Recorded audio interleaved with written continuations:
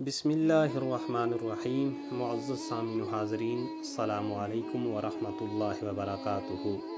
آج کا ہمارا موضوع حضرت موسیٰ علیہ السلام کا ایک معجزہ کہ عصا مارنے سے اللہ رب العزت نے پانی کے 12 چشمے جاری کر دیے۔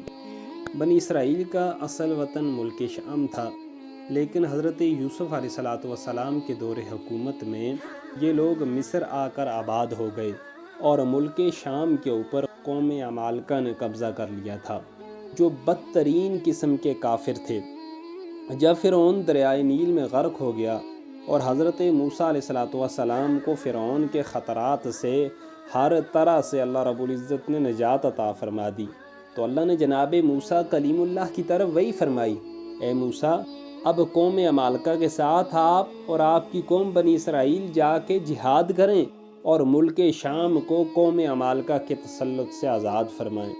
چنانچہ آپ 6 لاکھ بنی اسرائیل کی قوم کو لے کے قوم عمالقہ کے ساتھ جہاد کے لیے نکلے، مگر جب یہ بنی اسرائیل والے ملک شام کی حدود کے اندر پہنچے تو ان کے اوپر قوم عمالقہ کا ایسا خوف سوار ہو گیا کہ بنی اسرائیل والے میدان جنگ سے ان لوگوں نے منہ پھیر لیا اور جہاد کرنے سے انکار کر دیا۔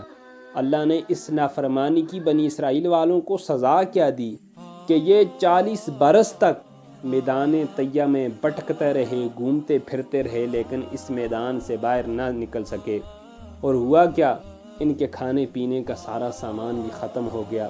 جب بنی اسرائیل اس بے آب و گیا میدان میں بھوک و پیاس کی شدت سے نڈھال ہو گئے تو اللہ تعالی نے حضرت موسیٰ علیہ السلام کی دعا کی بدولت ان لوگوں کو من و سلوہ جیسی نعمت عطا فرمائی۔ اب من کیا ہے، سلوہ کیا ہے، یہ 2 علیحدہ قسم کی اللہ رب العزت کی طرف سے خوراکیں تھیں۔ من شہد کی طرح یا شہد کی قسم کا ایک حلوہ تھا اور سلوہ بنی ہوئی بٹیریں تھیں۔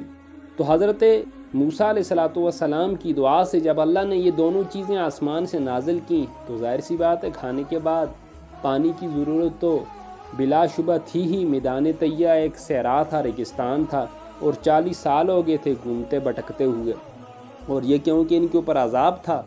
تو اللہ رب العزت نے جناب موسیٰ علیہ السلام کی طرف وحی فرمائی کہ آپ یہ جو چٹان ہے، یہ جو پتھر ہے، اس کے اوپر آپ اپنا عصا مبارک ماریں۔ تو عصا مارنا آپ کا کام ہے اور اس پتھر سے پانی کے 12 چشمے جاری کرنا رب جلیل کا کام ہے۔ اللہ اکبر۔ جب حضرت موسیٰ علیہ السلام اس پتھر کے اوپر اپنی لاٹھی یا اپنی سوٹی یا اپنا عصا مبارک مارتے ہیں تو اللہ رب العزت پانی کے 12 چشمے جاری کر دیتا ہے۔ کیونکہ یہ 12 خاندان تھے تو پورے 40 سال تک بنی اسرائیل والے ان چشموں سے پانی بھی پیتے رہے اور اپنے جانوروں کو بھی سیراب کرتے رہے۔ اللہ نے بنی اسرائیل کے اوپر یہ جو انعام کیا، اس کا تذکرہ سورہ بنی اسرائیل کے اندر اللہ رب العزت نے بڑے خوبصورت انداز میں بیان فرمایا۔ سنیے اللہ کیا فرماتے ہیں، وَإِذِ اسْتَسْقَىٰ مُوسَىٰ لِقَوْمِهِ فَقُلْ نَضْرِبْ بِعَصَاكَ الْحَجَرَ فَانفَجَرَتْ مِنْ 12 عَيْنًا قَدْ عَلِمَ كُلُّ أُنَاسٍ۔ اور جب موسیٰ نے اپنے قوم کے لیے پانی کا سوال کیا تو ہم نے فرمایا اس پتھر کے اوپر اپنا عصا مارے، تو فوراً اس پتھر میں سے چشمے 12 جاری ہو گئے، پانی کے 12 چشمے جاری ہو گئے۔ اور قد علم کل اناس مشربہم، ہر گروہ نے اپنا گھاٹ پہچان لیا۔ تو یہ اللہ رب العزت کی حکمتیں ہیں، اگر چاہیں تو پتھروں سے پانی کے چشمے بہا دیں، اگر چاہیں تو آسمان سے من و سلوہ کا نزول فرما دیں۔ اللہ اپنے انبیاء کے ساتھ، پاکان امت کے ساتھ بڑا پیار کرتے ہیں۔ ان کے منہ سے نکلے ہوئے الفاظ بارگاہ خداوندی میں مقبول ہی مقبول ہوتے ہیں۔